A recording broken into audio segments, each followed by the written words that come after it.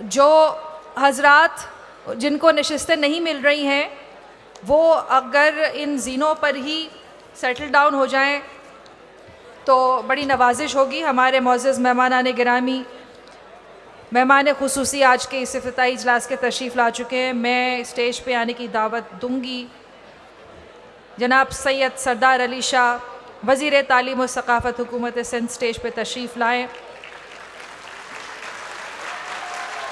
जनाब आमिर मीर साहब, वज़ीर इत्तलात व सक़ाफ़त, स्टेज पे तशरीफ़ लाएँ। मजलिस सदारत के मुअज़्ज़ज़ीन जनाब फ़तेह मोहम्मद मलिक साहब, जनाब इफ्तिखार आरिफ साहब, खुर्शीद रिजवी साहब, तशरीफ़ लाइए स्टेज के ऊपर। जनाब नैयर अली दादा साहब, मोहतरमा नूरुल हुदा शाह साहिबा,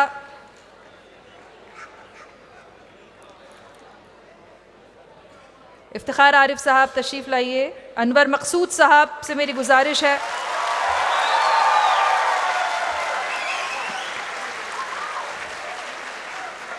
जनाब फ़कीर एजाज़ुद्दीन साहब स्टेज पे तशरीफ़ लाएँ। मोहतरम हामिद मीर साहब, कामरान लाशारी साहब, जनाब ज़फ़र मसूद साहब, जनाब रज़ी अहमद, मोहतरम मुनव्वर सईद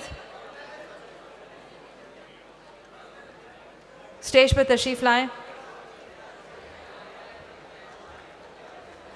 अच्छा, मेरे जो नौजवान दोस्त हैं वो अगर यहाँ बैठ जाएं ज़ीने पे।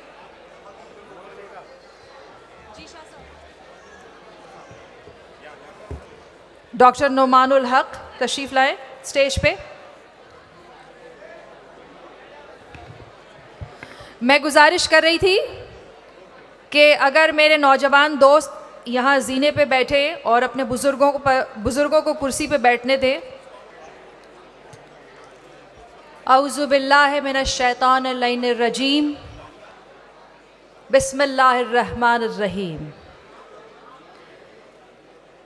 शुरू करती हूँ अल्लाह ताला के बाबरकत नाम से जो बड़ा मेहरबान और रहीम है।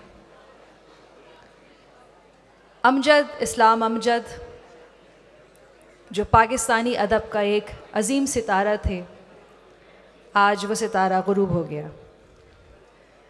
पाकिस्तानी अदब की पहचान पाकिस्तान का बहुत बड़ा ड्रामा निगार, शायर, अदीब, वो शख्स कि जिसके बग़ैर कोई भी इल्मी अदबी तकरीब नामुकम्मल रहती थी, अधूरी रहती थी, हम सब को छोड़कर इस दारे फ़ानी से कूच कर गया। पाकिस्तान लिटरेचर फेस्टिवल कि इस इफ्तिताही इजलास में जनाब अमजद इस्लाम अमजद को शिरकत करना थी। जैसा कि हमेशा हर अदबी कॉन्फ्रेंस में या किसी अदबी तकरीब में उनकी शिरकत लाजमी होती है, और आज की मजलिस सदारत में उनका नाम था। वो वहाँ उनकी कुर्सी है जिस पे अब उनकी तस्वीर लगी हुई है। यहाँ इस कुर्सी पर उन्हें तशरीफ़ फरमा होना था, लेकिन क्या कहें कि हर नफ्स को मौत का जायका चखना है। मौत से किसको रुस्तगारी है, आज वो कल हमारी बारी है। अमजद इस्लाम अमजद साहब के जाने से जो खला पैदा हुआ है वो कभी पूरा नहीं होगा, लेकिन अमजद इस्लाम अमजद साहब की पूरी ज़िंदगी दर्स व तदरीस और इल्म व अदब की खिदमत करते गुजरी है। इसलिए इस पाकिस्तान लिटरेचर फेस्टिवल के जिसके कि आज इफ्तिताही इजलास है जो आज शुरू हो रहा है, वो होगा क्योंकि अमजद इस्लाम अमजद साहब की सारी ज़िंदगी का निचोड़ ही यही है कि ये इल्म व अदब का, फ़न व सक़ाफ़त का सफ़र जारी रहना चाहिए।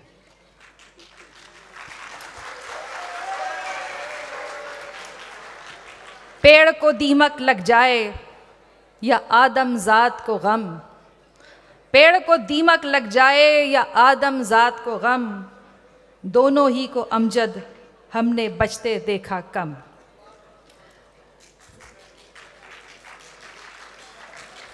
मैं पाकिस्तान लिटरेचर फेस्टिवल के इस इफ्तिताही इजलास में गुजारिश करूँगी शकील ख़ान से कि स्टेज पर तशरीफ़ लाएँ और आयात रब्बानी की तिलावत का शर्फ हासिल करें और उसके बाद फिर अमजद इस्लाम अमजद साहब के लिए दुआए मग़फ़िरत फ़रमाएँ। तशरीफ़ लाइए शकील साहब।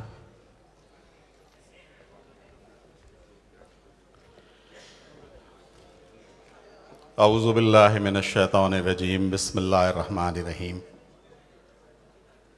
फ़ज़्कुरूनी अज़्कुरुकुम वश्कुरूली वला तकफ़ुरून। या अय्युहल्लज़ीना आमनू वस्तईनू बिस्सब्रि वस्सलात इन्नल्लाहा मअस्साबिरीन।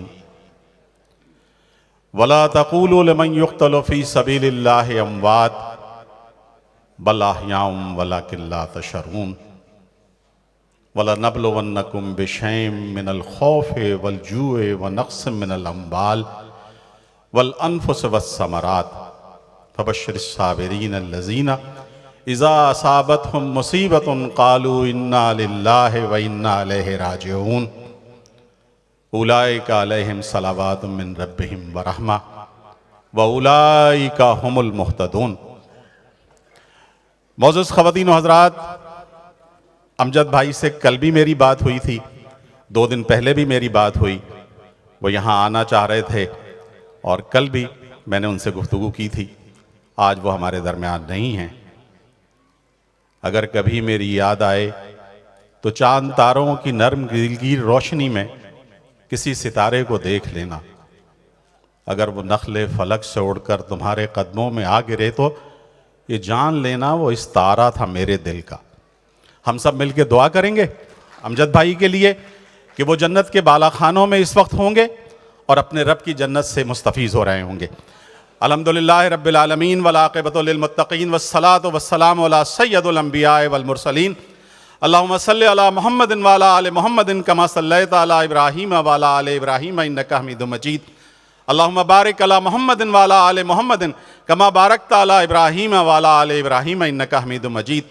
बिस्मिल्लाहिर्रहमानिर्रहीम। कुल हुवल्लाहु अहद अल्लाहुस समद लम यलिद वलम यूलद वलम यकुल लहू कुफुवन अहद। बिस्मिल्लाहिर्रहमानिर्रहीम। कुल हुवल्लाहु अहद अल्लाहुस समद लम यलिद वलम यूलद वलम यकुल लहू कुफुवन अहद। बिस्मिल्लाहिर्रहमानिर्रहीम। कुल हुवल्लाहु अहद अल्लाहुस समद लम यलिद वलम यूलद वलम यकुल लहू कुफुवन अहद। बिस्मिल्लाहिर्रहमानिर्रहीम। अल्हम्दुलिल्लाहि रब्बिल आलमीन अर्रहमानिर्रहीम मालिकि यौमिद्दीन इय्याका नअबुदु व इय्याका नस्तईन इहदिनस सिरातल मुस्तक़ीम सिरातल लज़ीना अनअमता अलैहिम गैरिल मग़दूबि अलैहिम वलद्दालीन आमीन। रब करीम, हम सब के महबूब अमजद भाई आपके महबूब हो गए हैं। अल्लाह पाक उनकी दर्जात को बुलंद फरमा दीजिए, उनकी कब्र को नूर से भर दीजिए, कब्र को ताहद्दे नज़र कुशादा कर दीजिए, कब्र को जन्नत के बागों में से एक बाग बना दीजिए। नबी करीम सल्लल्लाहु अलैहि वसल्लम की शिफात नसीब फरमाइए।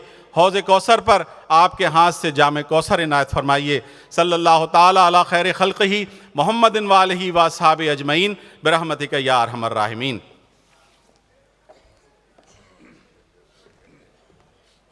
आमीन या रब्बुल आलमीन। पाकिस्तान लिटरेचर फेस्टिवल 10 से लेकर 12 फरवरी तक यहाँ जारी रहेगा अलहमरा लाहौर में। और ये पाकिस्तान लिटरेचर फेस्टिवल का इफ्तिताही इजलास है जिसके मेहमान खुसूसी हैं जनाब सैयद सरदार अली शाह साहब, वज़ीर बराए तालीम व सक़ाफ़त हुकूमत सिंध। ख़वातीन व हज़रात, पाकिस्तान लिटरेचर फेस्टिवल जो है वो एक सिलसिला है दिलों को जोड़ने का, और इसका आगाज़ हुआ है उस शहर से कि जिसे पाकिस्तान का दिल कहा जाता है, यानी लाहौर। ये शहर लाहौर और उसके ज़िंदा दिल लोग जो इल्म व अदब से मोहब्बत करते हैं, फ़न व सक़ाफ़त से मोहब्बत करते हैं, अदीब व शायरों से मोहब्बत करते हैं, उनका एहतराम करते हैं। और ये सब कुछ किया है एक ऐसी शख्सियत ने कि जिसने सबसे पहले तो शहर कराची, जो उरूसुल बिलाद कहा जाता है जिसे, उसे दुनिया भर में एक नई शनाख्त दी arts council of Pakistan Karachi की सूरत में। उसमें मुनक़िद होने वाली आलमी उर्दू कॉन्फ्रेंस के हवाले से जो पिछले 15 सालों से मुसलसल बिला तातुल मुनक़िद हो रही है। इस आलमी उर्दू कॉन्फ्रेंस के बानी यानी जनाब मोहम्मद अहमद शाह साहब, जो सदर हैं arts council of Pakistan Karachi के, उन्होंने उर्दू कॉन्फ्रेंस के ज़रिए, यूथ फेस्टिवल के ज़रिए, म्यूज़िक फेस्टिवल के ज़रिए, थिएटर फेस्टिवल के ज़रिए नौजवानों के टैलेंट को फ़रोग़ देने के लिए, इल्म व अदब व सकाफ़त को परवान चढ़ाने के लिए, मुल्की यकजहती को फ़रोग़ देने के लिए, आपस में बाहमी रवाबित को बढ़ाने के लिए और एक दूसरे से महब्बत एहतराम बढ़ाने के लिए ये सफ़र शुरू किया है। चाहे वो कराची हो, चाहे वो लाहौर हो, चाहे वो गवादर हो, पाकिस्तान के मुख्तलिफ़ शहरों में ये लिटरेचर फेस्टिवल होता रहेगा इंशाअल्लाह।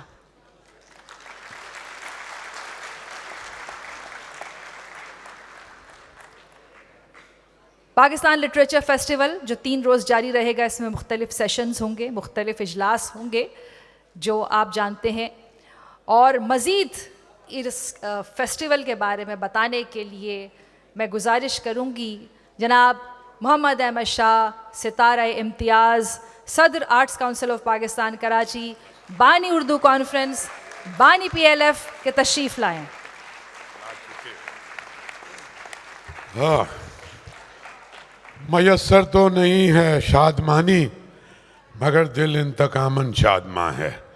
अमजद भाई के इंतकाल के बाद सुबह से मुझे 25 TV चैनल ने फ़ोन किया, तो जी तो नहीं करता था, लेकिन ये काम को जारी रखना है।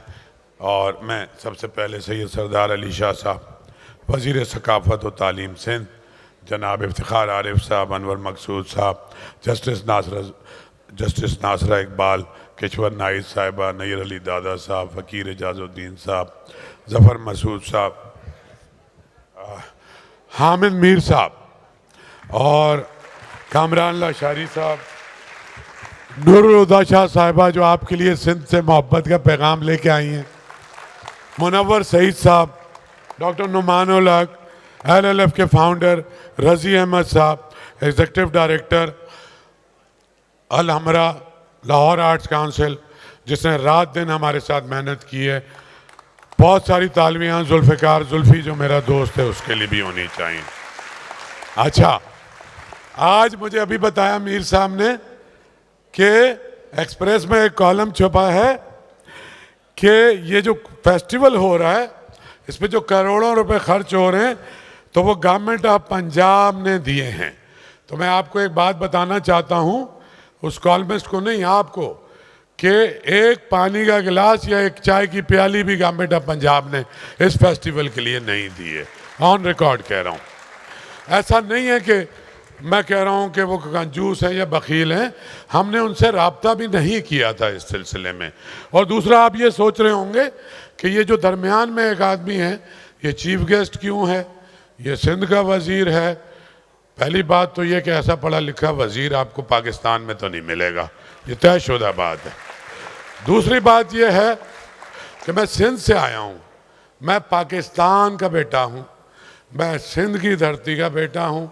और आप सब इंडस सिविलाइजेशन में रहते हैं, चाहे लाहौर में रहते हैं, चाहे कश्मीर में रहते हैं, चाहे मुल्तान में रहते हैं।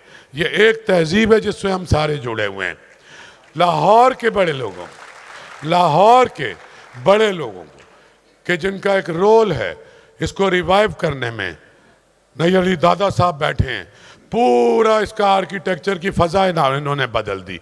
भरपूर तालियां इनके लिए जिन्होंने लाहौर को लाहौर बनाया। मुझे याद है ये कामरान लाशारी यहाँ DC थे, फिर PHA शायद इन्होंने ही बनाई। सारे बाग, सारा हेरिटेज को रिवाइव करना, सारा काम एक ब्यूरोक्रेट भी अच्छे काम कर सकते हैं, उसकी मिसाल सामने बैठी हुई है कामरान लाशारी साहब। सदियों से उनका घराना, फ़कीर एजाज़ुद्दीन का, इस शहर में अदब और सकाफ़त की अलामत है, एक बहुत बड़ी कंट्रीब्यूशन। तो हम लाहौर आए हैं, हम जानते हैं लाहौर के बारे में, हम इसके रोब में मुब्तला बिल्कुल भी नहीं है, लेकिन हमको बिल्कुल इसके ताबनाक शानदार माजी का इल्म है। हम एक 200 साल पुराने शहर में रहते हैं जो 99% इमिग्रेंट्स का शहर है, जिस तरह के दुनिया भर के साहिली शहर होते हैं, चाहे न्यूयॉर्क हो, साउथ एशिया का पहला या दूसरा पोर्ट, गंदम की तजारत का बड़ा जरिया, और उससे भी पहले दीबल की बंदरगाह थी, सिकंदर आजम भी वहाँ आया था, और बाद में मोहम्मद बिन कासिम भी आए। खैर, सिंध ने कभी किसी पे हमला नहीं किया। सिंध सूफियों की, म्यूजिशियंस की, और 5-7 हज़ार साल पुराने जब खंडरात को खोदा भी गया तो वहाँ से एक डांसिंग गर्ल निकली मोहनजोदड़ो से। तो सिंधियों की तहजीब, उनकी सकाफत, उनका कल्चर आज तक कोई बताए। सबने हमले किए पाकिस्तान पे, कोई ईरान से आया, कोई अफगानिस्तान से आया, कोई वेस्ट पंजाब से आके काबिज हो गया, सिंधियों ने किसी पे हमला नहीं किया। तो सिंधी अभी भी, बेटा जोर से तालियां बजाओ, हाँ ठीक है बेटा, मेरी बातें सुनो। देखो, तुम लोगों ने ये मुल्क चलाना है, हम तो सब तुमसे बातें करने आए, और ये अपने बुजुर्गों को, अदब के लोगों को सामने बिठाया। सिंध आया है, और मैं पहला आदमी नहीं हूं कि जो लाहौर आया मेरे ख़ानदान का, और सरदार शाह पहला आदमी नहीं है। अभी खुद बताएगा आपको कि सदियों पहले कौन सा सिंधी आया था, उसका क्या रोल था।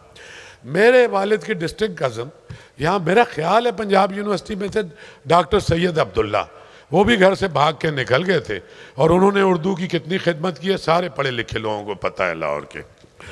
तो 1000 साल कम अज़ कम पुरानी तहजीब है, क्या इसका हेरिटेज है, क्या इसकी सकाफत है। 3 सदियां हैं इसके पीछे उर्दू ज़बान की तरवीज की, 8 सदियां हैं पंजाबी सराइकी। जैसे सरवत मोहिउद्दीन ने नाम दिया, सरवत आप ऊपर आ जाइए, आई एम सॉरी मैंने आपको देखा नहीं था, ऊपर आ जाइए। फरीद से फरीद तक, यानी बाबा फरीद से गुलाम फरीद तक, ऐसी अजीम शान 8 सदियों की पोइट्री भी शायद किसी के पास ना हो। फिर वारिस शाह और मियाँ मोहम्मद, इतना बड़ा सकाफती विरसा, इतना बड़ा हेरिटेज, इतना बड़ा कल्चर। ठीक है, मरूब तो हमें होना चाहिए था, लेकिन हमें अच्छा लगता है लाहौर। और अभी भी जो हम आए, इतनी ज़्यादा पॉलिटिकली डिवाइड हो गया है ये मुल्क, इतना ज़्यादा इस फेडरेशन को कमज़ोर है, और बाय डिज़ाइन भी है, बाय डिफ़ॉल्ट भी है। तो मैं तो बकवास करता रहता हूँ, लेकिन मेरा मसला है, मैं सबसे कहता हूँ, हुक्मरान, वज़ीर आज़म, वर्दी, बग़ैर वर्दी, सबको, ये मुल्क किसी के बाप की मिल्कियत नहीं है। ये मुल्क,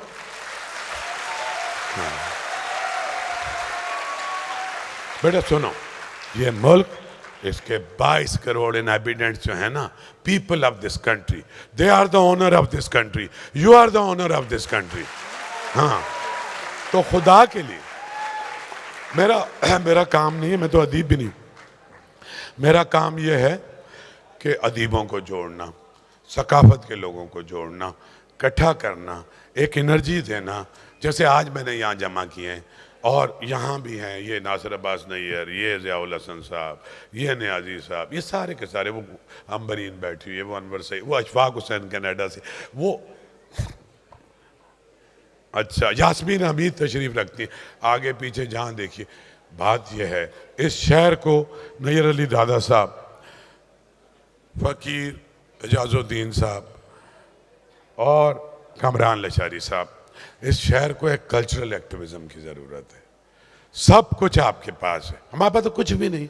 हम उर्दू कॉन्फ्रेंस में भाई इफ्तिखार भाई 6 लोग कराची से होते थे, जहाज़ भर के लाहौर से जाता था, इंतज़ार हुसैन, अब्दुल्ला हुसैन, शहजाद अहमद, ज़का और रहमान, और ये सारे जिंदा ये भी, और वहाँ से किश्वर और ये लोग आते थे।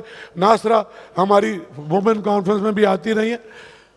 कुछ तो करना पड़ेगा, मैं ताना नहीं मार रहा, मैं मिन्नत कर रहा हूँ, मैं लाहौर की अगली नस्ल से मिन्नत कर रहा हूँ। मतलब कराची दहशतगर्दी का मरकज़, हमने जब इफ्तिखार आरिफ की सदारत में हमारा एक मुशायरा हो रहा था, 55 लोग एथनिक वायलेंस में मर गए थे, बाहर की बत्तियां बंद की, मैंने कहा किश्वर नाहिद, ये सब, मैंने कहा भाई हम ये काम बंद नहीं करेंगे, क्योंकि मोर्चों पे फौज लड़े, जब किसी मुल्क की तहजीब और सकाफत मर जाती है तो उसकी शनाख्त ख़त्म हो जाती है। हमारे जो भी दुश्मन हैं वो चाहते हैं कि हम अपनी कल्चरल आइडेंटिटी लूज कर जाएं। अजीम व शान शहर है ये, नैयर अली दादा की इमारत, मुझे रश्क आता है। मुझे गुस्सा नहीं आता आपकी इमारत देख के, मुझे रश्क आता है। और यहाँ वहाँ घूमता हूँ, आपकी सकाफत, आपको कोई नौजवानों को आगे बढ़ाएं और एक कल्चरल एक्टिविज़म की ज़रूरत है। हम तो इनके पास आए हैं, सारा लाहौर हमारा साथ दे रहा है, हुकूमत ने कोई पैसा नहीं दिया। दोबारा बता रहा हूँ, किसी हुकूमत ने, किसी वजीर ने कोई पैसा नहीं दिया। एक बात मैंने, मीर साहब बहुत मेहरबान हैं, इन्होंने मशहूर कर दिया इसलिए हज़ारों लोग और आ गए, लेकिन सबसे कड़वा सवाल ये नहीं छोड़ते, ना अपने भाई को छोड़ते ना किसी को। मुझसे भी टीवी पे पूछ लिया कि मुल्क के ये हालात हैं और आप ये सब कर रहे हैं। तो मीर साहब वहाँ तो मैंने आपको जवाब नहीं दिया। मीर साहब मुझे ये बताइए कि ये बाकी गवर्नेंस पे जो खर्चा हो रहा है इस मुल्क में वो जायज़ है, बाकी जो खर्चे हो रहे हैं वो याद, ब्यूरोक्रेसी पे हो रहा है वो जायज़ है। तो अगर मीर साहब अपने अदब पे, अपने सकाफत पे पैसे क्या जमा किए, वो बैंक ऑफ पंजाब है, उनसे दरख्वास्त की, इसका नाम ही बैंक ऑफ पंजाब है, इन्होंने हमें सपोर्ट किया कुछ और। लेकिन सरदार शाह साहब जो बैठे हुए हैं, सिंध की हुकूमत मेरे शाना बशाना मेरे पीछे खड़ी है। मैं 6 जगहों पे पाकिस्तान में, 4 सूबों में, गिलगित बल्तिस्तान जा रहा हूं, सब का सब सिंध कर रहा है। इस पे तालियां बजानी चाहिए आपको। लेकिन हमारे खिलाफ एक वहां भी कैंपेन शुरू हो गई है। कुछ लोगों ने कहा कि तो सिंध का पैसा वहां खर्च हो रहा है और सिंध का पैसा पंजाब। भाई इस अप्रोच को आपको ख़त्म करना पड़ेगा। सिंध ने 1935 में पाकिस्तान या एक अलहदा मुसलमानों के मुल्क की करारदाद भी तो सिंधियों ने ही पेश की थी।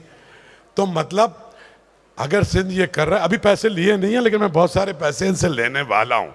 अभी तो हमने फंड में से, मैं 3 दिन का ये फेस्टिवल है, ये अदीब तो हमारे साथ रहेंगे, हमारे भाई हैं। ये जो नौजवान है, बेटा bring your friends, bring your parents, bring your family. और इसमें बहुत सारे म्यूज़िक है, ढेर सारा, और इसमें बहुत सारा कॉन्सर्ट्स हैं। इसमें अनवर मकसूद साहब का, सोहेल अजीज़ी, अली ज़फ़र, शान, बहुत मसाला है। और मसाला भी वो है, चाहे टीवी है, चाहे फिल्म है। नाहिद सिद्दीकी दुनिया की सबसे बड़ी आर्टिस्ट यहाँ रक्स करेंगी। ये सब कुछ है। आप लोग जो आज आए हैं और बाहर हज़ारों की तादाद में खड़े हैं, मैं, मेरे साथी, मेरी गवर्निंग बॉडी, मेरे वाइस प्रेसिडेंट मुनव्वर सईद साहब, नूरुद्दीन शाह साहिबा, पूरी हमारे सारे लोग, जुल्फ़ी की सारी टीम, सब के सब आपके शुक्रगुजार हैं। अभी मुझसे किसी ने एक सवाल पूछा था जियो पे कि भाई कोई टिकट होगी, तो मैंने इन्हें कहा कि टिकट से ये गम खरीदते हैं इस मुल्क के लोग। आटा खरीदने जाते हैं तो रोते हैं, पेट्रोल खरीदने जाते हैं तो रहते हैं, बसों में धक्के खाते हैं, बेरोजगारी है। तो मैं चाहता हूँ 3 दिन मुफ्त खुशियाँ अपने बच्चों के चेहरों पे और इस लाहौर के। दूसरा एक सवाल मीर साहब ने मुझसे पूछा, 5 मिनट में इन्होंने मेरी दुर्गत बनाई, फ़र्क क्या है? तो मैंने ये कहा इनको, मीर साहब फ़र्क ये है कि मेरे फेस्टिवल में बग़ैर रोक टोक के समनाबाद वाला, गड़ी शाह वाला, शदरे वाला, चीचू की मलियाँ वाला, फटे हुए कपड़ों वाला, टूटी हुई चप्पल वाला मोस्ट वेलकम है। जो पहले आएगा उसको पहले सीट मिलेगी। हाँ, हम किसी क्लास सोसाइटी पे बिलीव नहीं करते। जो आपको, जो रुतबा, जो आपकी फजीलत है, दुनिया की सबसे बड़ी फजीलत इल्म की फजीलत है। आपके आलिम हैं, आपकी इज्जत होनी चाहिए। आपने समाज में कोई सोशल वर्क किया है, आपकी इज्जत क्यों होनी चाहिए कि आप इस ग्रेड में हैं, आप इस ओहदे पे हैं। बात यह है कि उस ओहदे पे बैठ के जो लोग हैं इस मुल्क के, उनके लिए किया क्या है तुमने। मैं किसी को बुरा नहीं कह रहा, लेकिन मैंने यहाँ देखा, बहुत सारी चीज़ें देखी हैं और उस पर बोलूँगा नहीं, लेकिन बहुत लोगों ने सपोर्ट भी किया है और मैं सबका शुक्रगुजार हूँ।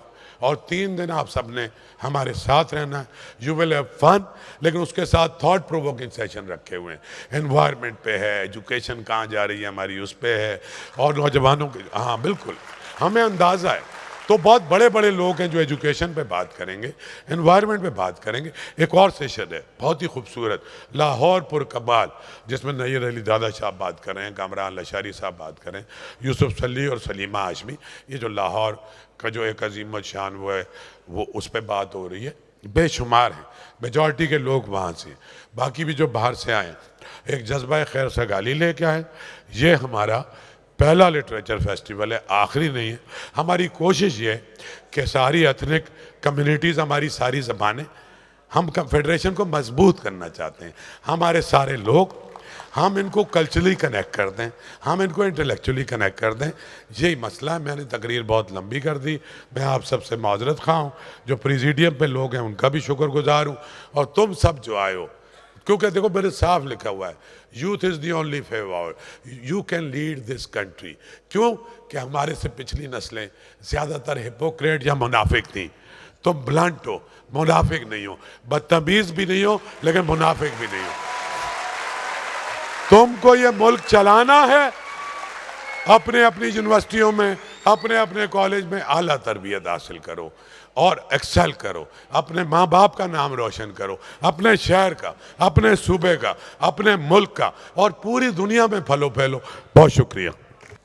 बहुत बहुत शुक्रिया जनाब मोहम्मद अहमद शाह साहब, आप खुद इस्तकबालिया पेश फरमा रहे थे पाकिस्तान लिटरेचर फेस्टिवल। और मैं अब गुजारिश करूँगी मोहतरम जनाब आमिर मीर साहब, वज़ीर बराए इत्तलात व सक़ाफ़त, तशरीफ़ लाएँ और चंद कलिमात अदा फरमाएँ। आमिर मीर साहब।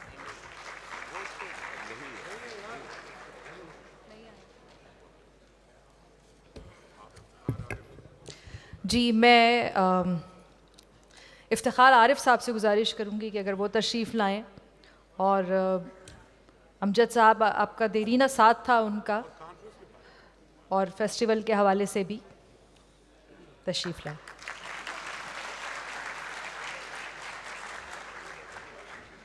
बिस्मिल्लाहिर्रहमानिर्रहीम, अल्हम्दुलिल्लाह कफ़ा व सलामुन अला इबादिहिल इस्तिफ़ा। मेहमानान गिरामी मतलब सईद साहब, मैं अचानक पकड़ा गया हूँ, और अगर पहले से भी बताते तो मैं तकरीर मेरे बस का काम नहीं है। मुझे शाह साहब ने हुक्म दिया था कि मैं अमजद के बारे में कुछ गुफ्तगू करूँ। हमारी बहुत पुरानी दोस्ती और भाईचारा और रफ़ाक़त कोई 50 से बरसों से इधर उधर, हम जो 70 की दहाई के शायर कहलाते हैं, हमारे सबसे नुमायाँ शुअरा में उनका शुमार होता है। और बहुत अच्छी गज़ल लिखी, बहुत अच्छी नज़में लिखी। अभी पिछले दिनों उनका तमाम जो काम है शायरी का, उसका तर्जुमा अंग्रेज़ी ज़बान में हमारे मुतरजम हैं बेदार बख्त, उन्होंने किया।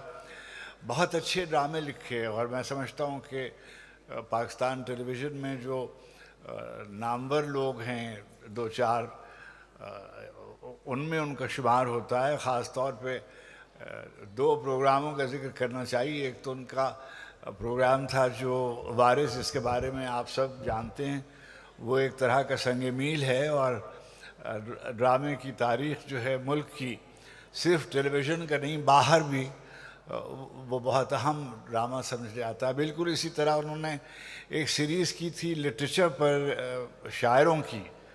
मैं समझता हूँ कि हम सब लोगों में क्लासिकी शायरी पर जैसी अच्छी नज़र अमजद की थी, शुअरा की कम कम होती है। आम तौर पर नक़ाद तो ज़ाहिर है ये उनका मनसब है कि वो उस पर गुफ्तगू करें, मगर जो उनकी नए पुराने शुअरा पर उनकी गुफ्तगू है, और जो टीवी पे उन्होंने गज़लगो शुअरा पे काम किया, बहुत ही अहम है। कॉलम उन्होंने लिखे, ट्रेवलॉग उन्होंने लिखे, और मुशायरों में हमारे साथ मैं तो शायद बाद में शामिल हुआ, वो हमसे पहले से शेर लिख रहे थे और मुशायरों में शिरकत करते थे।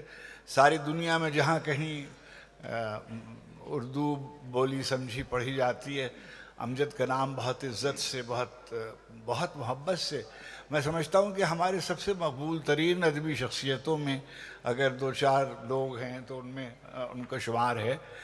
अब मैं आपसे गुजारिश करूँ कि कोई अभी आर्ट्स काउंसिल के कराची की कॉन्फ्रेंस में, जो बहुत ही अहम कॉन्फ्रेंस थी, उसमें तशरीफ़ लाए, और वहाँ वो गिर पड़े थे उस खाने में और कमरे में, और वो लग रहा था कि जैसे कोई मुश्किल वक्त से गुजर रहे हैं। मसाबिर थे, जिक्र उसका नहीं करते थे।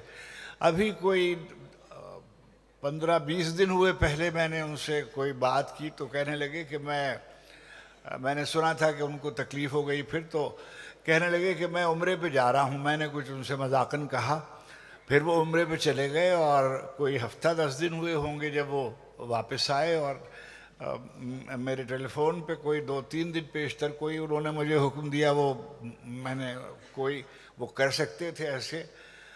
मैंने नहीं देखा कि हमारे यहाँ शुरा जो हैं वो हम असरों के साथ कुछ बहुत अच्छा सलूक नहीं करते। खैर बुज़ुर्गों के साथ भी अच्छा सलूक नहीं करते, मगर मैंने कभी अमजद को कलमा नासज़ा कहते हुए, कोई नारवा बात कहते हुए नहीं सुना। और मैं उनसे आम तौर पर जब वो मुशायरों में शरीक होते तो मैं अपनी पसंद की गज़लें या कोई उसका शोशा छोड़कर उनसे मिसे देकर उनसे पढ़वाया करता था। और मुझको हम लोग सफ़र में हम इधर आ रहे थे कि हमें रास्ते में टेलीफोन आया कि शकील जाज़िब ने फ़ोन रिसीव किया, और अभी वो गुफ्तगू ख़त्म नहीं हुई थी कि मुझे ये ख़्याल हुआ कि ये हमारे किसी शायर की रुखसती का फ़ोन है। और वो फ़ोन जो था वो अमजद के बारे में, उनके रुखसत हो जाने का फ़ोन था। ये क्लीशे है बहुत, हम ये कहते रहते हैं रोज़, एक आदमी रुखसत कोई ना कोई हो जाता है, हम ये कह देते हैं कि खला हो गया है और ऐसा खला हो गया है और ऐसा खला हो गया, मगर इसके मफ़हूम मानी से उस तरह से आश्ना नहीं होते। मगर अमजद का जाना वाकई एक ऐसी बात है कि जिसकी कमी बहुत महसूस की जाएगी। हमें कोई महफिल ऐसी याद नहीं है जो मसलन ये जो 2-3 आदमी थे हर वक्त साथ रहते थे एक ज़माने में, अब मुझे नहीं मालूम कि रहते थे कि नहीं रहते थे, अताउल्लाह कासमी साहब और अमजद इस्लाम अमजद, और ये दोनों जिस महफिल में हों वहाँ अब इस वक्त उनके लताइफ और उनकी शगुफ्ता बयानी का जिक्र करना शायद बेमहल भी होगा, मगर ये ज़रूर है कि उन्होंने बहुत अच्छी ज़िंदगी गुजारी, बहुत कामयाब ज़िंदगी गुजारी। उन्होंने दरस व तदरीस में और हमारे उर्दू साइंस बोर्ड के बहुत देर उन्होंने वहाँ भी बहुत अच्छा काम किया, पंजाब टेक्स्ट बोर्ड में उन्होंने बहुत अच्छा काम किया। अभी पिछले ही बरस उनको हिलाल इम्तियाज़ से नवाजा गया, मगर वो इन तमाम चीज़ों से बालातर थे। जहाँ कहीं भी अमेरिका में, यूरोप में, किसी जगह मशरिक़ वस्ता में जहाँ भी अमजद जाते थे बहुत मोहब्बत से उनको सुना जाता था। पीछे से आवाज़ें आती थी मोहब्बत की एक नज़्म वग़ैरह, और वो नज़्म सुनाते थे। अपने बेटे अली ज़ीशान के लिए कोई नज़्म वो नज़्म सुनाते थे, बहुत याद आएंगे। अभी ये वक्त जो है इस तफसीली गुफ्तगू का नहीं है। हम शुक्रगुज़ार हैं अहमद शाह साहब ने एक सेशन जो कल या परसों अमजद के लिए होना था उनकी मौजूदगी में, उसको उन्होंने ताज़ियती रेफरेंस से बदल दिया है, और उसमें शुरकाए बज़्म जो हैं वो अमजद की शायरी और उनके काम पर गुफ्तगू करेंगे। उन्होंने ड्रामा लिखा, उन्होंने कॉलम लिखे, उन्होंने सफ़रनामे लिखे, उन्होंने तनक़ीदी मज़ामीन लिखे, और इन सबसे बढ़कर उन्होंने शायरी की। और उनकी शायरी ऐसी है कि जिसको मोहब्बत से पढ़ा जाता है और तक लोग उसको याद रखते हैं। ऐसे शायर कम हैं जिनको ऐसी मोहब्बत मिली हो और ऐसी मकबूलियत मिली हो जैसी अमजद को मिली। बहुत मेहरबानी, अल्लाह करीम उनको उनकी मग़फ़िरत फरमाए और उनके दर्जात बुलंद करे। शुक्रिया इफ्तिखार आरिफ साहब। मैं मुल्तमिस हूँ मोहतरमा किश्वर नाहिद साहिबा से कि तशरीफ़ लाएँ। मोहतरमा किश्वर नाहिद साहिबा।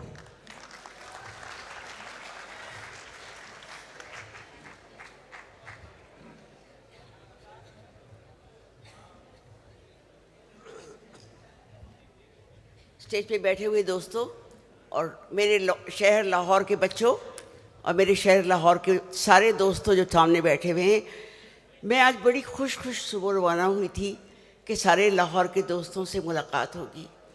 लेकिन 10:30 बजे अमजद ने कहा कि मैं तुमसे मिलना नहीं चाहता, मैं किसी से भी नहीं मिलना चाहता, मैं तो खुदा से मिलना चाहता हूँ।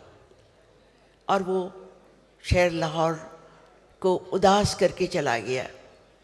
शहर लाहौर पहले भी बहुत गरीब हो रहा था, अब तो और भी ज़्यादा गरीब हो गया कि मुन्नू भाई भी नहीं, जावेद शाही भी नहीं, शायर हमारे सारे ख़त्म होते जा रहे हैं।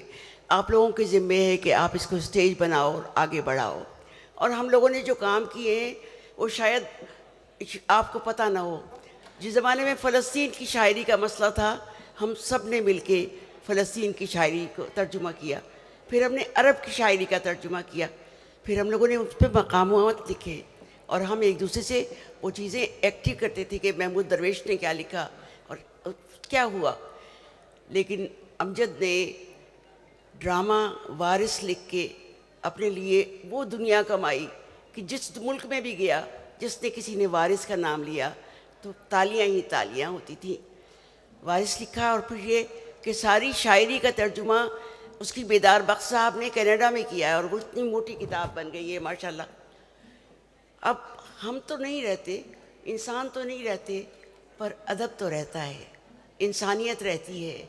वो सारा अदब, वो सारी इंसानियत, वो सारी शायरी जो अमजद आपके सामने कर गया, आप लोग पढ़िएगा और पढ़ते रहिएगा और दुआ करते रहिएगा कि अल्लाह मियाँ जो बाकी लोग हैं उनको सलामत रखे। खुदा हाफिज़।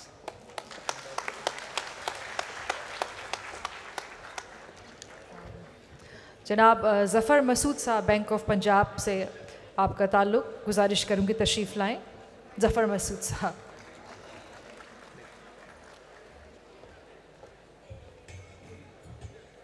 जी बहुत शुक्रिया।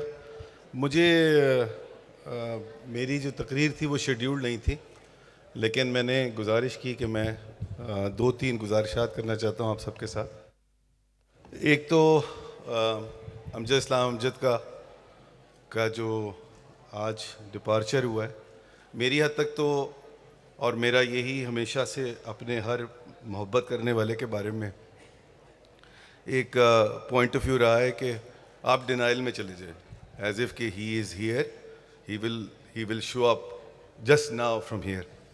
एंड अमजद साहब की तो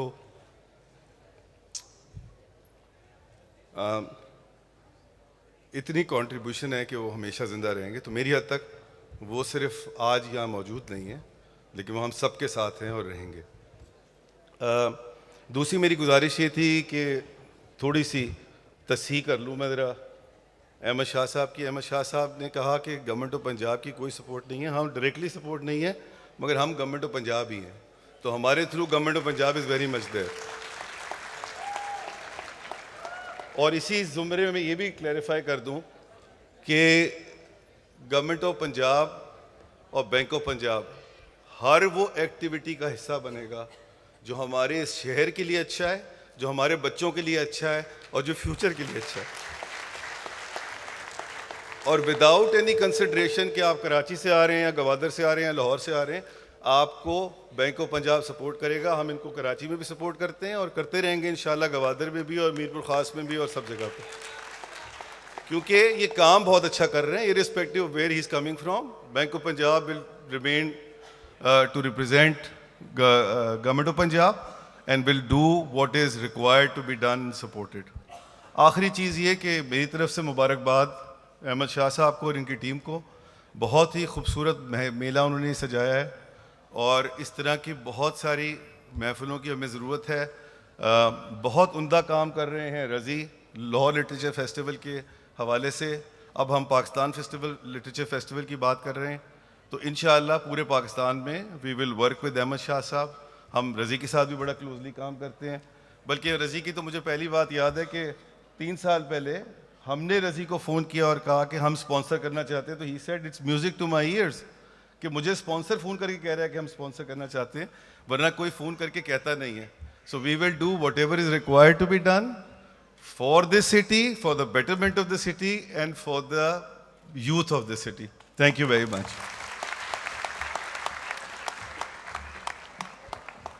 शुक्रिया ज़फ़र मसूद साहब। मैं गुजारिश करूँगी मारूफ सहाफ़ी हामिद मीर साहब से कि तशरीफ़ लाएँ।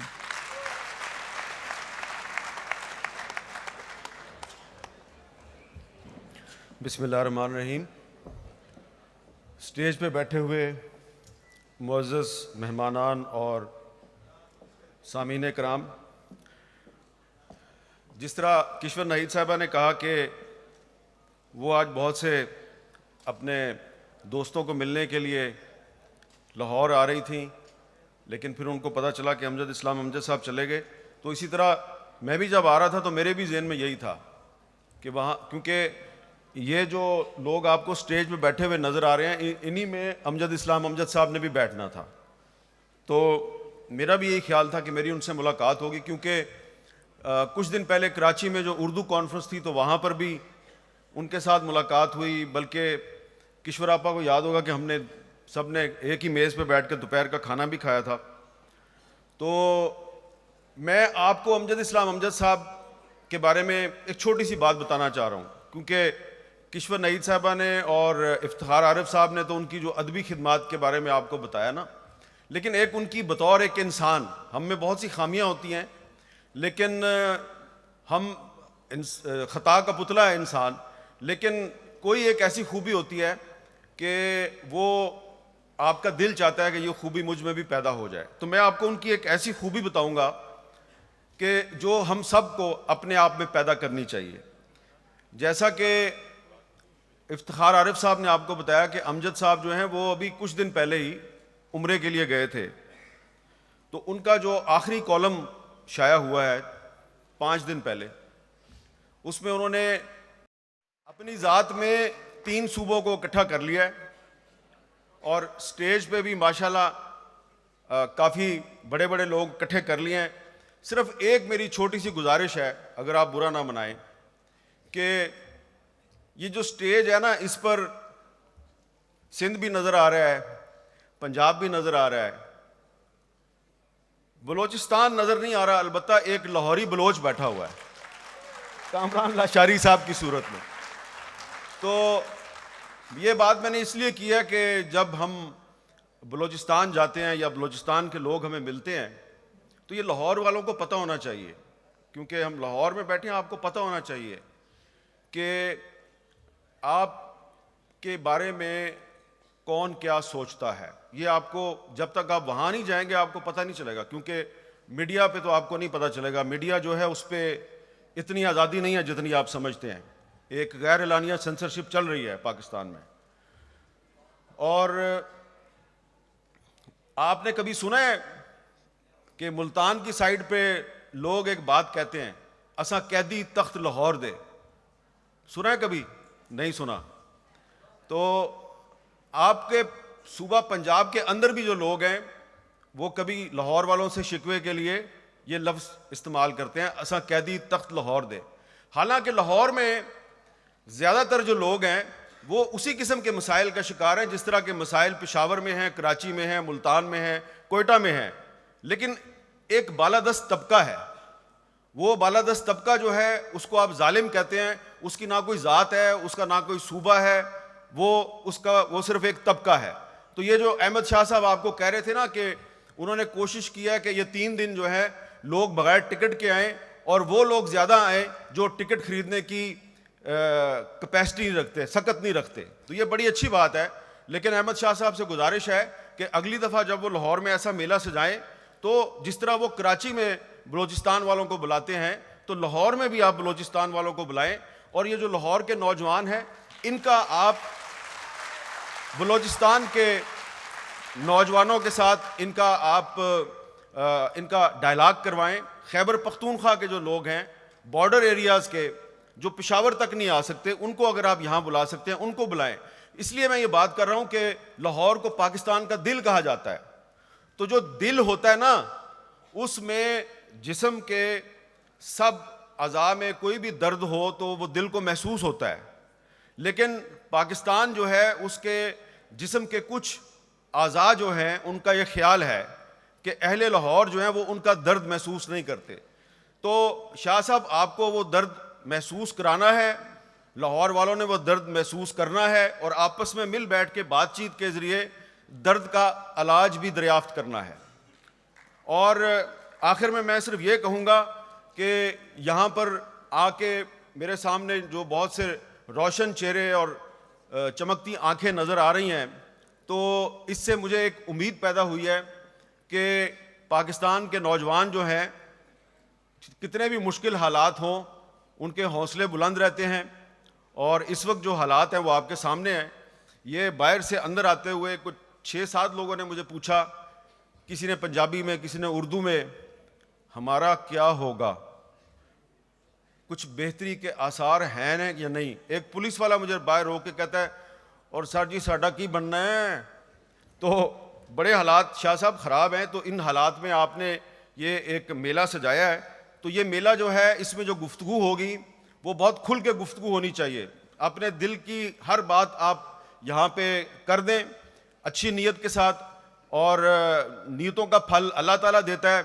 और आखिर में मेरी ये दुआ है कि इस सकाफ़ती मेले के अच्छे नताइज निकलें, और यहाँ पे जो हुक्मरानों के बारे में जो भी बातें होंगी वो हुक्मरानों तक ज़रूर पहुँचनी चाहिए, क्योंकि हुक्मरान यहाँ पे नहीं आए, शायद अनवर मकसूद साहब के खौफ से नहीं आए।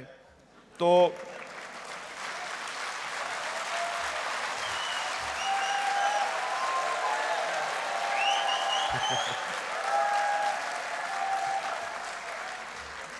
मैंने अनवर मकसूद साहब का जिक्र किया, मौला जट का जिक्र तो नहीं किया। तो बस ये है कि गुजारिश है बड़ी आजिज़ाना अंदाज में हुक्मरानों से कि भाईजान बस करो, बहुत हो गई, कुछ सिर्फ अपना ना सोचो, मुल्क और कौम का भी सोचो, वरना अनवर मकसूद साहब तो बैठे हैं ना यहाँ पे।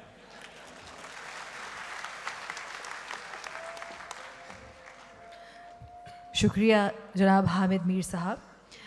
मैं गुजारिश करूँगी, एक बहुत कदावर शख्सियत, आपका खानेवादा सदियों से अदब और सकाफ़त से जुड़ा हुआ है, बहुत बड़े स्कॉलर हैं, कई किताबों के मुसन्निफ़ हैं, जनाब फ़कीर एजाज़ुद्दीन साहब तशरीफ़ लाएँ और अपना कलीदी मकाला पेश फरमाएँ।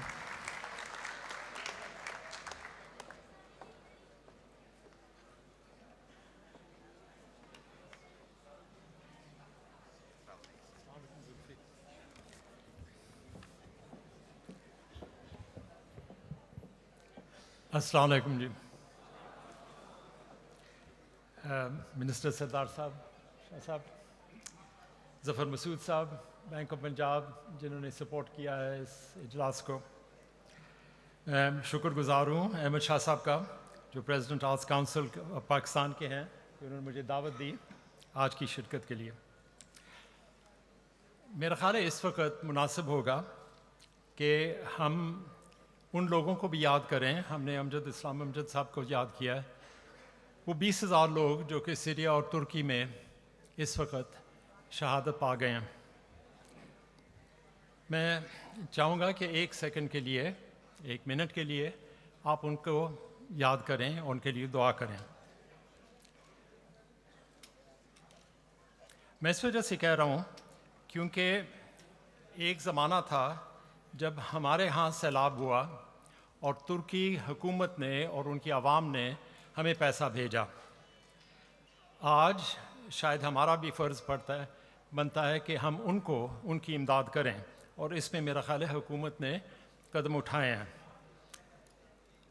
चंद लोग आप में से चंद होंगे जिनको याद है कि 2010 में जो प्रेसिडेंट सदर उर्दगान हैं, उनकी अहलिया ने एक हीरे का नेकलेस पाकिस्तान को भेजा था, और ये इस इरादे से भेजा था कि उसको बेचा जाए, दुबई में नहीं, बेचा जाए।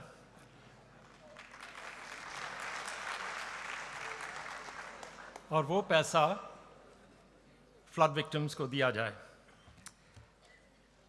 और वो नेकलेस 5 साल के लिए गायब हो गया था, और 5 साल के बाद पता चला कि हमारे साबिक वज़ीर आज़म की अहलिया के गले में सजाया गया था।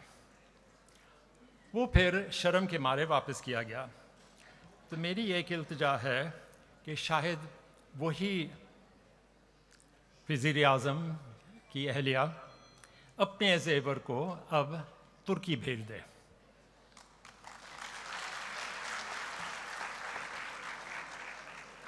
शाह साहब ने आपके सामने एक गैलेक्सी भेजी है of literary, musical and social talent. मैं अब बाकी तकरीर जो करूँगा, क्योंकि पाकिस्तान है और उसमें उर्दू भी बोली जाती है और अंग्रेज़ी भी बोली जाती है, और अनफॉर्चुनेटली मैं अंग्रेज़ी में ज़्यादा मुझे महारत है, तो मैं उसमें तकरीर करूँगा। I'm humbled by the inclusion not only on this stage, but in this festival, to be included by luminaries that you see in front of you and that you will be hearing for the next 2 days. It reminds me of an incident that occurred when I was traveling to Islamabad. I happened to be in business class. A very expensively dressed lady came and sat next to me. She was heavily perfumed, and she looked at me and lowered her designer glasses, and she said, "Are you someone I ought to know?" To which I replied, "Madam, don't waste your time on me, I'm a nobody." So what is a nobody like me doing amidst such a constellation of talent? My only qualification, I suppose, is that I've written a number of books about our country. And I was once asked by an interviewer, how many books had I written? तो मैंने जवाब में कहा 22। और फिर मैंने उनके जो मौजू थे उनको समझाया कि मुसव्वरी पर थी, तारीख़ पर थी, सिखों की तारीख़ पर थी, सियासत पर थी, US पाकिस्तान रिलेशंस पर थी, और डॉक्टर हेनरी किसिंजर का जो खुफिया सफ़र था 1971 में, जुलाई के 71 में चीन जब गए थे पाकिस्तान के ज़रिए, तो इन सब पर ये मैंने किताबें लिखी हैं। उसने जवाब में कहा मुख्तलिफ मौजू। मैंने कहा जी हाँ, क्या आप एक मौजू पर तवज्जो से काम नहीं कर सकते? So over the next few days, you'll hear a galaxy of speakers who'll talk about their art, reveal their craft, and demonstrate their genius. Not many of you may know that in the last century, पिछली सदी में, in 1967 to be precise, Anwar Maqsood Saab and I were colleagues together in the Investment Corporation of Pakistan. मैं वहाँ finance manager था और अनवर भाई एक banking trainee की हैसियत में आए थे। उसके बाद हम दोनों ने फाइनेंस छोड़ दिया और हम सहाफ़ी बन गए, और आपकी you became a playwright, a broadcaster, and a genius. So I'm honored that after all these years, almost a century later, I should be standing on the same stage as Anwar Maqsood. उनके जो place हैं वो आप वाकिफ़ हैं उससे, 14 अगस्त और 14 अगस्त। अगले 10 मिनटों के लिए, 7 मिनटों के लिए मैं आपसे बात करूंगा। उन्होंने तो पाकिस्तान का जिक्र किया उन दोनों प्लेस में। मैं आपसे मुखातब हूँगा कि मेरा क्या पाकिस्तान के मुतल्लिक़ ख्याल है। For me, Pakistan is a living, continuously evolving experiment in the two-nation theory. And let me explain what I mean by that. After independence, we became one country with two separate nations, the Eastern Wing with its own culture, language, and ideology, and here in the West, a loose confederation of socially disparate provinces, each with its own subculture, local dialects, and provincial pretensions. After 1971, the 4 provinces of West Pakistan became a residual Pakistan, but with two separate nations, Mr. Zulfikar Ali Bhutto's Pakistan People's Party and the rest. One strata enjoyed the benefits of roti, kapda, and makan, and the lower strata is still waiting for his successors to redeem Mr. Bhutto's promise. General Ziaul Haq's tenure reminded us that there were two nations. One had its capital in Rawalpindi and the other one in Islamabad. Today, we are again two separate nations. Mr. Imran Khan's populist Pakistan Tehreek-e-Insaf and the rest. Wasn't it Khalil Gibran who wrote, "Pity the nation divided into fragments when each fragment deems itself a nation"?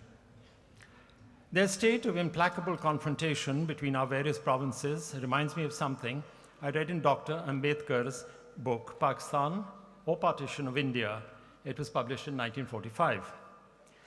I'm not sure how many of you know, but Dr. Ambedkar was the leader of the Harijans, the untouchables in India, and later the moving spirit behind the Constitution of India. Now, I'll read a paragraph to you very briefly, and if you replace the names of Jinnah and Gandhi with the names of two people who are familiar to you in contemporary politics, you'll understand why I chose this paragraph. Ambedkar wrote, Mr. Gandhi and Mr. Jinnah have retired to their pavilions, as players in a cricket match do after their game is over. There's no indication whether they will meet again, and if so, when. So what next? It is not a question that seems to worry them. So how do we resolve this impasse? Ambedkar suggested two alternatives: agreement or arbitration. Agreement, he argued, is the result of negotiations, of give and take, not surrender by one side to another. Arbitration is what our political parties call intervention by a neutral umpire. The two-nation theory applies equally to our religion, Islam. We have two major sects, Shia and Sunni. The rest, represented by the white panel on our flag, don't seem to matter anymore.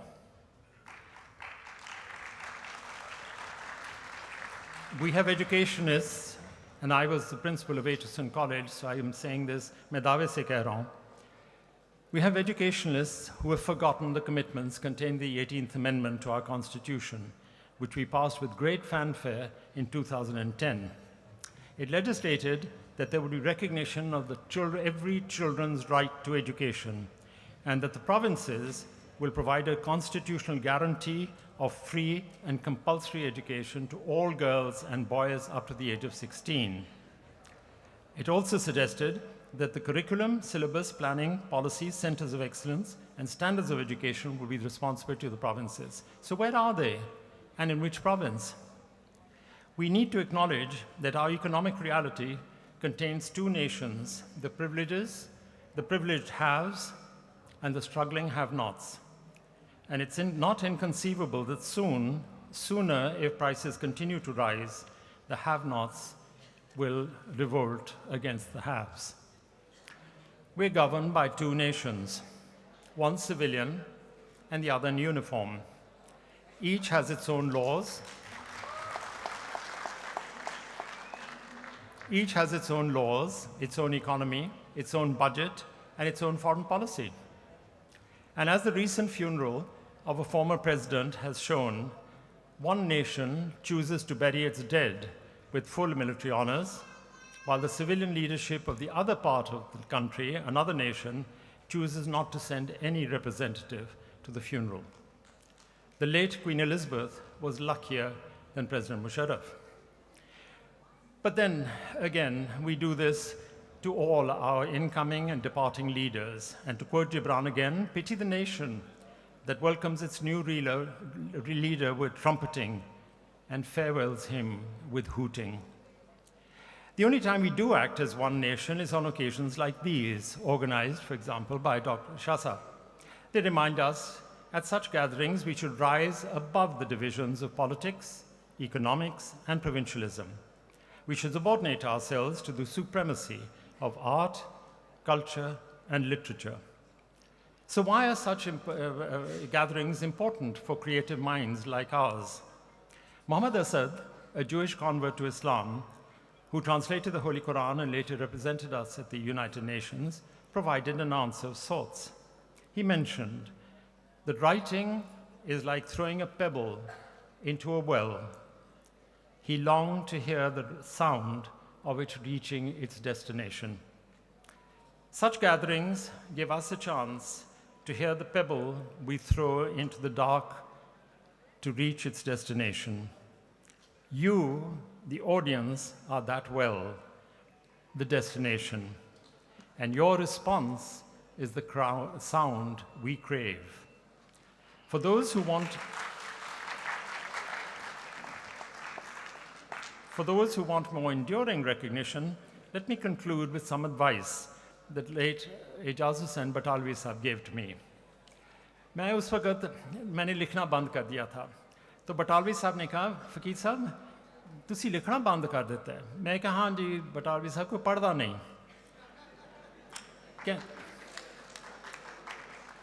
कहते ने सही कह रहे हो, Shakespeare ने भी यही गिला सी। फ़कीर साहब तुहाडा काम है लिखना, पढ़न वाले पैदा हो जाएंगे।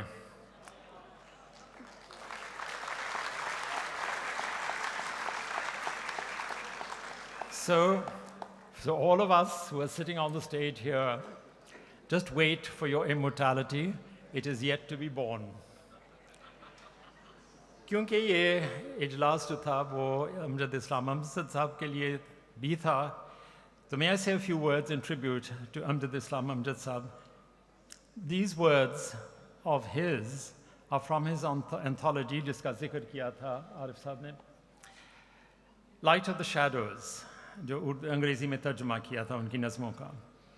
उन्होंने मुझे इसी हॉल में 1 साल कबल मुझे वही किताब इनायत की थी। जिस नज़म का ज़माने मुख्तसर है और उसका अंग्रेज़ी में तर्जुमा करूँगा क्योंकि I thought it caught the spirit of what I wanted to convey. It's called The Wind Cannot Read. I had installed several signboards carefully throughout the garden. I planted signs, don't pluck flowers. I didn't realize that the wind cannot read.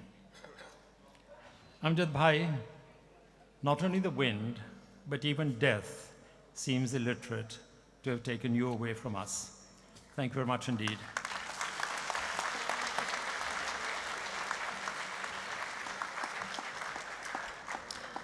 Thank you very much, बहुत शुक्रिया, बहुत नवाजिश। मैं इल्तिमास करूँगी जनाब अनवर मकसूद साहब से कि तशरीफ़ लाएं और कलीदी मकाला पेश फरमाएं।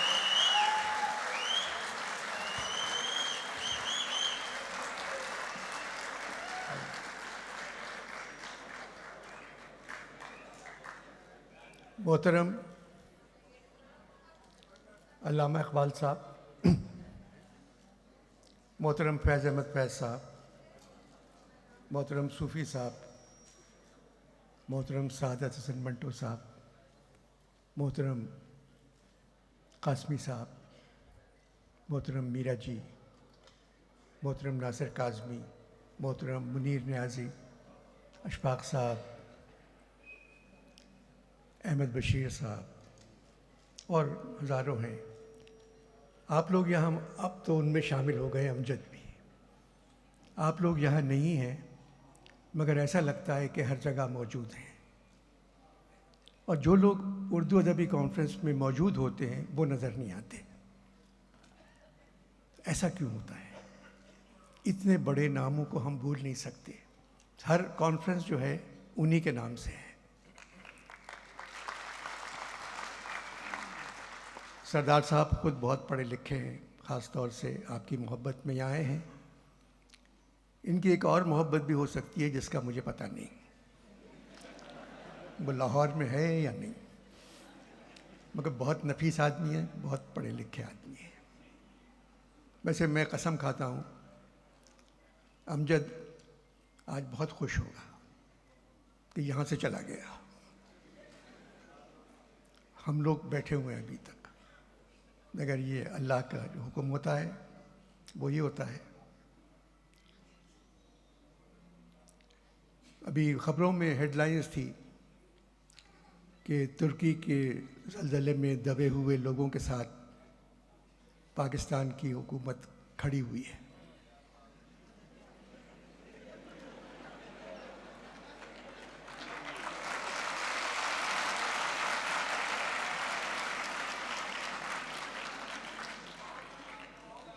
मगर पाकिस्तान में गुर्बत के तले दबे हुए लोगों के साथ ये हुकूमत बैठी भी नहीं है।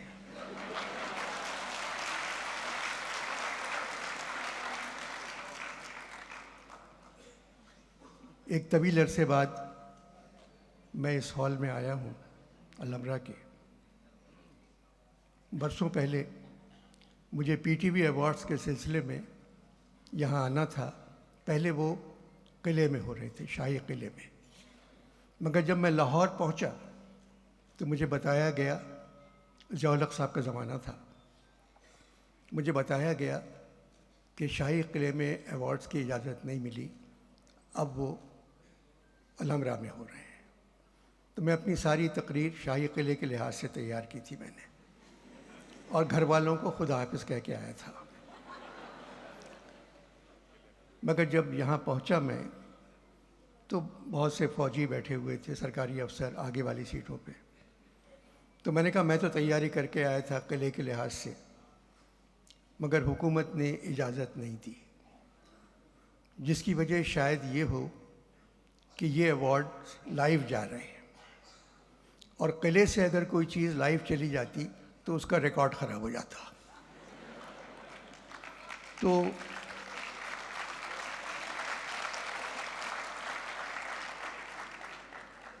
जो बहादुर बैठे हुए थे उन्होंने ताली नहीं बजाई, और जो डरपोक बैठे हुए थे सरकारी अफसर उन्होंने भी ताली नहीं बजाई, और लोगों ने, मतलब टेलीविज़न के लोगों ने भी नहीं बजाई ताली। एजाज बटालवी साहब और ज़फ़र साहब मेरे पास आए और कहने लगे अगर तुम्हें पकड़ा तो बग़ैर मुआवजे के हम तुम्हारा पैरवी करेंगे हमारी। मैंने कहा नहीं, ऐसी कोई बात नहीं होगी, मुझे क्यों पकड़ेंगे, मैंने क्या बात की है। तो ये जो उर्दू का मेला यहाँ सजाया है शाह साहब ने, ये 3 दिन रहेगा, और 15 साल से यही मेला कराची में होता है। हज़ारों लोग आते हैं, 3 दिन में 70-80 हज़ार लोग आर्ट्स काउंसिल आते हैं। और अच्छी बात, जैसे हामिद ने भी कहा, उसमें जो मेरी बातें सुन के सबसे ज़्यादा खुश होते हैं वो होते हैं बिलोची लड़के, जो ग्वादर से भी आते हैं, कोयटा से भी आते हैं, चमन से भी आते हैं, सराइकी से बहुत से लोग आते हैं, पेशावर से आते हैं, और वो मेरी बातें सुनते हैं, वही सबसे ज़्यादा खुश होते हैं, बाकी खामोश बैठे रहते हैं। और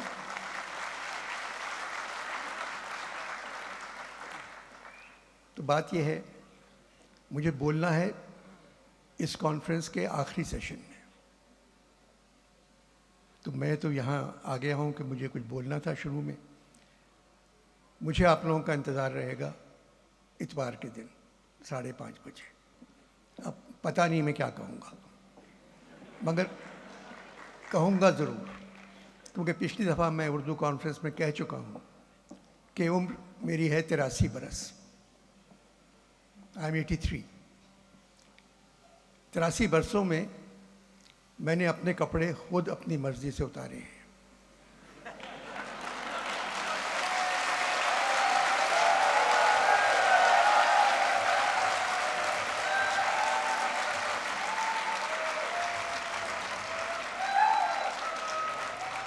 कुछ गलत बातें कह के मैं अपने कपड़े पंजाब पुलिस से नहीं उतरवाना चाहता,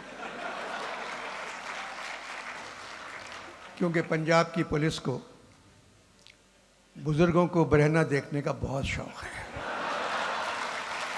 खुश रहिए, इतवार के दिन मुलाकात हो।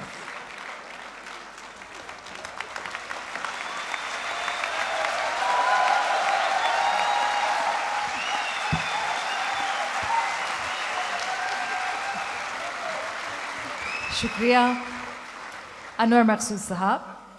और मैं अब गुजारिश करूँगी पाकिस्तान लिटरेचर फेस्टिवल के इफ्तिताई इजलास के मेहमान खुसूसी वज़ीर तालीम और सक़ाफ़त हुकूमत सिंध जनाब सैयद सरदार अली शाह साहब से कि तशरीफ़ लाएँ और अपने गिरा कदर ख़यालात से हमें नवाजें।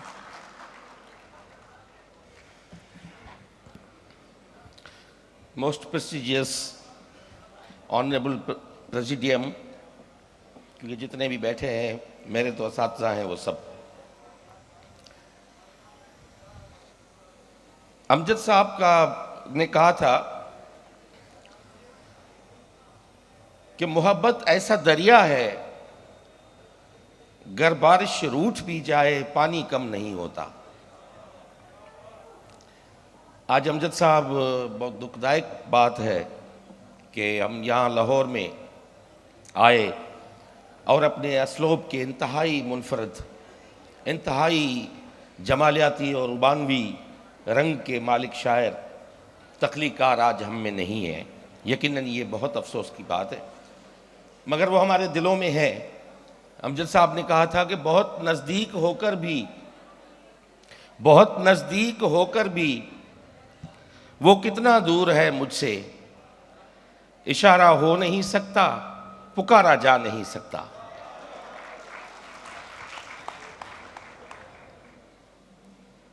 आज हम अमन शाह साहब की क़यादत में लाहौर आए हैं। हमारी सिंध की ये रिवायत लाहौर तक आने की 550 साल, 450 साल पहले जब हज़रत मियाँ मीर सिंध से चल के वो लाहौर आए थे। हज़रत मियाँ मीर गालिबन ठट्टे में या सेविस्तान में पैदा हुए थे। मौरखीन की मुख्तलिफ आरा है। अगर सेविस्तान में पैदा हुए तो वो सेवन शरीफ है, अगर ठट्टे में पैदा हुए तो वो सिंध का उस जमाने का इंतहाई मुहज़्ज़िब कैपिटल था। मैं मुहज़्ज़िब कैपिटल का लफ्ज़ इस्तेमाल कर रहा हूं। वो लाहौर में आए और वो प्यार और मोहब्बत अपने साथ लाए थे। यहाँ पे ना मिल्कियत थी उनके पास, ना हाकिम वक्त के उनके साथ थे, कोई उनके साथ नहीं था। वो सिंध की उस असास के गवाह थे, अमीन थे, जो सदियों से सिंध की सरजमीन पे रवा रही।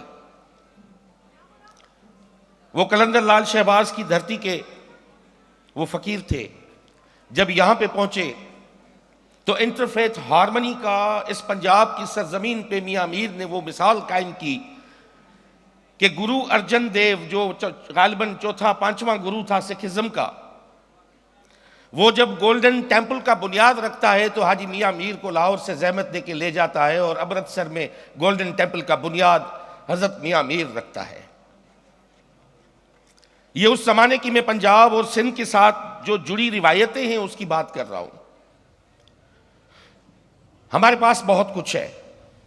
अगर उस फकीर के दरबार पे उस जमाने के बादशाह शाहजहां उसके दर पे आता है, जहांगीर उसके दर पे आता है, उसका बेटा शाहजहां का बड़ा बेटा उसका मुरीद बनता है, उस सकीनतुल औलिया में उसकी मिसालें पूरी रकम हैं कि वो कितना मुअक्किद था हजरत मियाँ मीर का।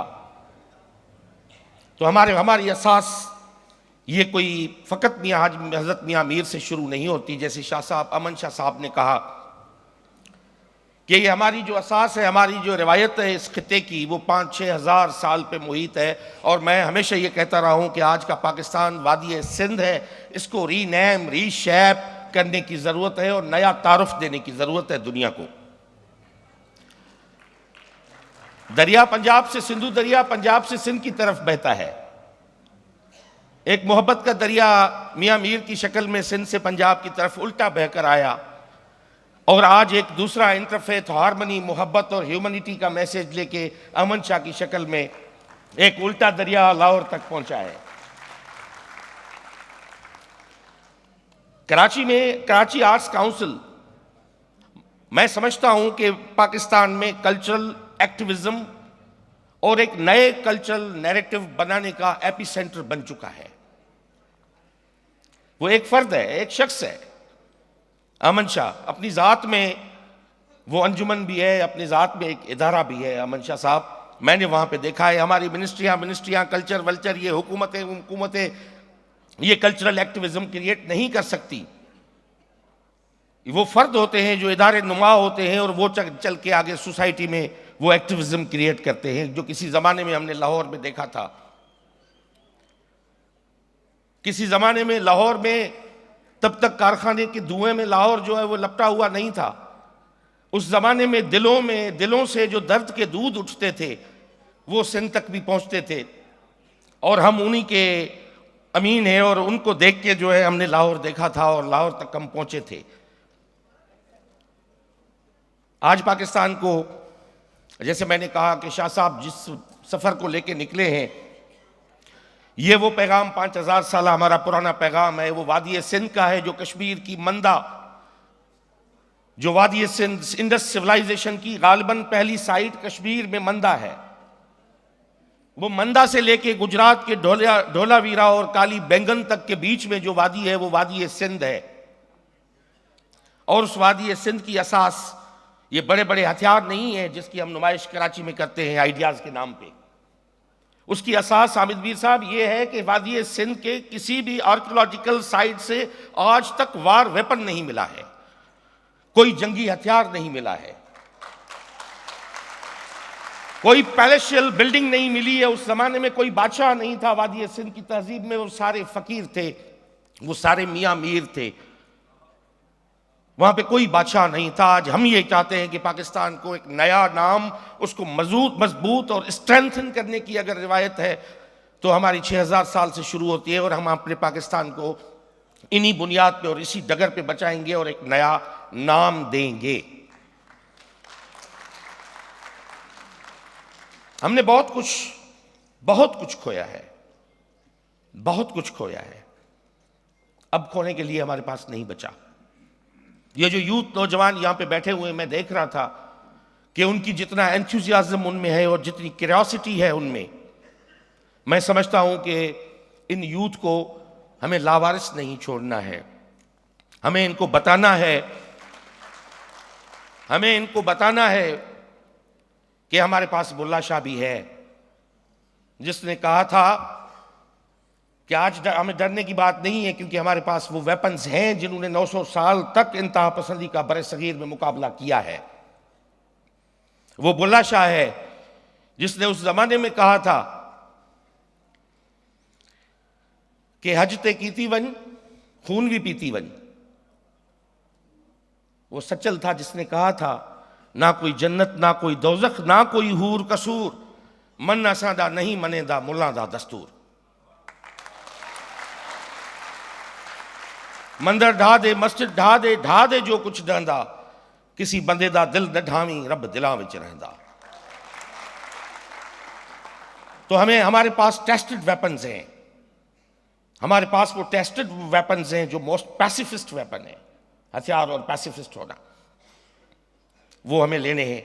और मैं समझता हूं कि पाकिस्तान में कल्चरल एक्टिविज्म और एक काउंटर कल्चरल नैरेटिव की जरूरत है जो हमारे स्टेज पे बैठे हुए हैं आप बना सकते हैं, आप दे सकते हैं वो काउंटर कल्चरल नैरेटिव इस मुल्क को, और हम देंगे।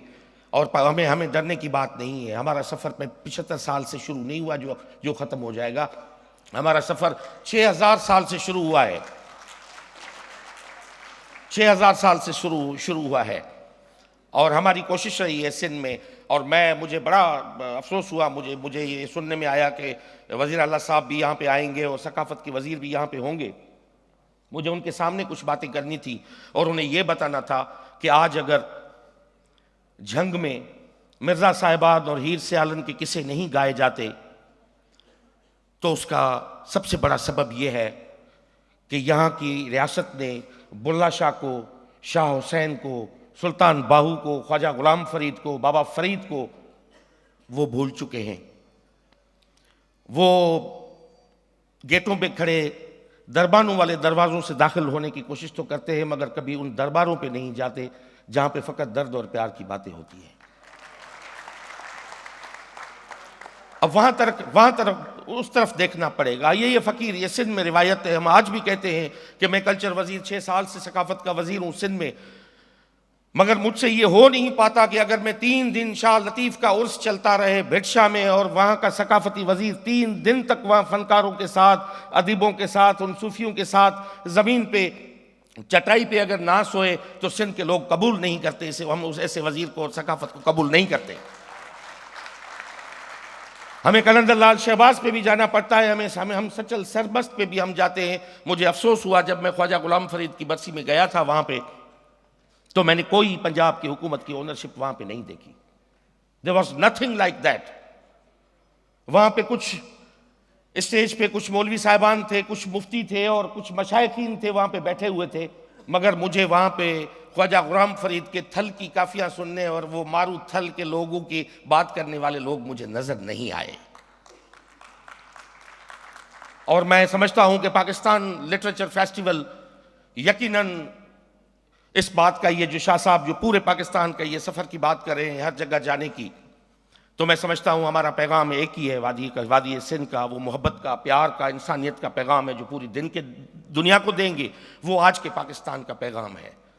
और आज के पाकिस्तान के पैगाम को हमें रीनरेट करने की ज़रूरत है, और जो हम करने जा रहे हैं और PLF यकीनन करेगा।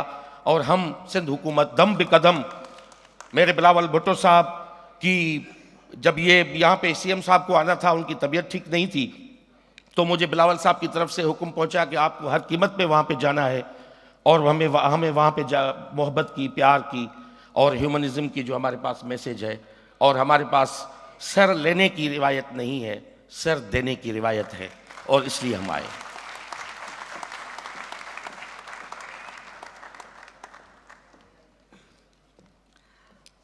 बहुत शुक्रिया जनाब सैयद सरदार अली शाह साहब। मैं वोट ऑफ थैंक्स के लिए गुजारिश करूंगी जनाब जुल्फ़िकार जुल्फ़ी साहब से कि तशरीफ़ लाएं।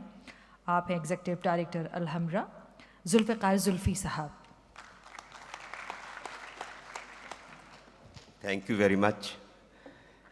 स्टेज पर बैठे मेरे इंतहाई सीनियर दानिश्वर और इंतहाई मुअज़्ज़ज़ मेहमान ग्रामी, अस्सलाम वालेकुम। इतनी खूबसूरत बातों के बाद पहले तो शाह साहब ने माशाल्लाह इतनी ज़बरदस्त तकरीर की, नो डाउट बहुत अच्छा लगा। हुकूमत पंजाब ने हमेशा अपने आने वाले मेहमानों का ज़िंदा दिली से उनका इस्तकबाल किया है। उसका अंदाज़ा आप हॉल में बैठे लोगों से लगा सकती हैं। और जब शाह साहब ने मुझसे बात की कि हम एक पाकिस्तान लिटरेचर फेस्टिवल करते हैं, तो जाहिर है लाहौर आर्ट्स कौंसल कैसे पीछे रहता, पंजाब हुकूमत कैसे पीछे रहती। तो हमने इनको मोस्ट वेलकम कहा, और आज उनकी मेहनतों से, उन्हीं की मेहनतों से, इसमें कोई शक नहीं है, हमने उनको ये जगह प्रोवाइड की, ये हॉल प्रोवाइड किए, अपने दिल प्रोवाइड किए, दिल खोल कर रख दिए। और उसकी आप ये खुशबू देख लें, उसका रचाव देख लें कि इतनी कामयाबी से ये पंजाब हुकूमत ने कराची आर्ट्स कौंसल को वेलकम किया। और क्यों ना करता, ये पाकिस्तान के लिए एक फेस्टिवल है, पाकिस्तान लिटरेचर फेस्टिवल है। पूरे पाकिस्तान के दानिश्वर कोने कोने से, चाहे वो बलोचिस्तान से हो, सिंध से हो, KPK से हो, GB से हो, पंजाब से हो, सबका ये पाकिस्तान है। और सिंध भी अपना है, बलोचिस्तान भी अपना है, KPK भी अपना है, GB भी अपना है, पंजाब भी अपना है। और इंशाअल्लाह जब भी हुकूमत सिंध यहाँ जब भी आएगी, इंशाअल्लाह इससे बड़ा इस्तकबाल हम करेंगे। हम बहुत बड़े दिल के लोग हैं, और थैंक यू वेरी मच। आइंदा भी इंशाअल्लाह हम कोलैबोरेशन में बेशुमार प्रोग्राम्स करेंगे। मैं जाते जाते एक नारा ज़रूर लगाऊंगा, Pakistan. Thank you very much.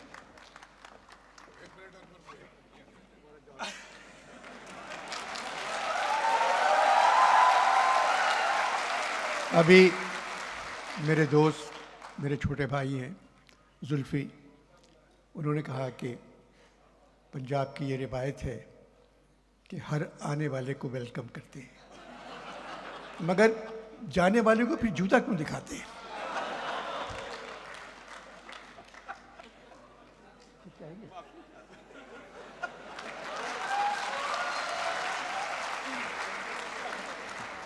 और साहिबो, इसके साथ ही पाकिस्तान लिटरेचर फेस्टिवल का इफ्तिताही इजलास अपने अख्ताम को पहुंचा है।